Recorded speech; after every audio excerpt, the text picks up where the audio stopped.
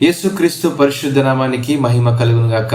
సజీవాహిని శ్రోతలందరికీ మరొకసారి శుభములు తెలియజేస్తున్నాను. బాప్తిస్మము అనేటువంటి మన యొక్క పాఠ్య భాగంలో రెండవ భాగాన్ని అధ్యయనం చేసుకుందాం. బాప్తిస్మము అనగా ఏంటి?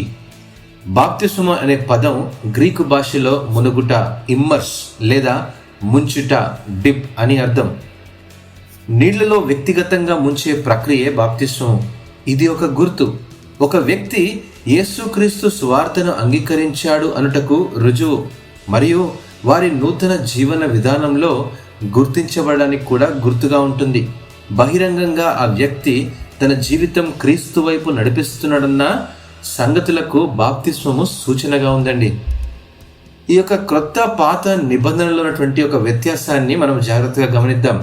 అబ్రహాముతో దేవుడు చేసినటువంటి ఒక నిబంధన, నాకును నీకును నీ తర్వాత నీ సంతతికి నీ మధ్య మీరు గైకొనవలసిన నా నిబంధన ఏదనగా మీలో ప్రతి మగవాడును సున్నతి పొందవలనని. అయితే క్రొత్త నిబంధన గ్రంథంలో అపోస్తలుడైన పౌలు గారు సున్నతి పొందుటయందు ఏమీ లేదు, సున్నతి పొందకపోవటయందు ఏమీ లేదు అని అంటున్నారు. అది దేవుడు పెట్టిన నిబంధనను మీరినట్లు అవుతుందా? ఆలోచన చేద్దాం. ఇక్కడ దేవుడు నీ సంతతి అనే మాట కూడా చెబుతున్నారు. ధర్మశాస్త్ర సంబంధులు వారసులైన ఎడల విశ్వాసము వ్యర్థమగును, వాగ్దానము నిరర్ధకమగును అంటూ రోమీయులకు రాసిన పత్రిక 4:14 వివరిస్తూ ఉన్నారు అపోస్తలుడైన పౌలు. మనం పిల్లలమైతే వారసులము, అనగా దేవుని వారసులము. క్రీస్తుతో కూడా మహిమ పొందుటకు ఆయనతో శ్రమపడిన ఎడల క్రీస్తుతోడి వారసులమని రోమీయులకు రాసిన పత్రిక 8:17 అంటున్నారు. అనగా మనము క్రొత్త నిబంధన సంబంధ వారసులమే గాని పాత నిబంధన ఆచారములకు వారసులము కాము అని భావన. ధర్మశాస్త్ర సంబంధమైన నిబంధనలో పురుషుడు మాత్రమే ప్రతిష్ఠ చేయబడుచుండగా, నూతన నిబంధన విషయంలోకి వస్తే స్త్రీ పురుషులిద్దరినీ పరిశుద్ధపరుస్తూ ఉంది.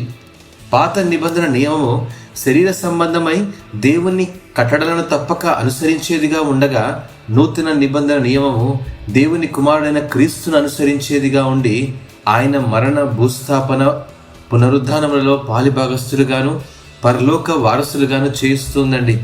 రోమీయులకు రాసిన పత్రిక 8:17 ప్రకారం మనము పిల్లలమైతే వారసులము, అనగా దేవుని వారసులము మరియు క్రీస్తుతోడి వారసులము. అయితే క్రొత్త నిబంధన క్రైస్తవునికి ఒక నియమముగా ఇక్కడ కనబడుతుందండి. ఏదనగా క్రీస్తుతో కూడా మహిమ పొందుటకు ఆయనతో శ్రమపడిన ఎడల యేసు ప్రభు అననీయకు కనబడి అపోస్తలుడైన పౌలు గారి గురించి చెబుతూ, అతడు నా నామం భరించాలి, నా నామము కొరకు శ్రమలు అనుభవించాలి అని చెప్పినట్లు అపోస్తలుల కార్యములు 9:15-16 ప్రకారం మనం చదువుతున్నాము. అయితే అప్పుడే అతడు బాప్తిస్మం పొందినట్లు అపోస్తలుల కార్యములు 9:18 వ్రాయబడి ఉంది.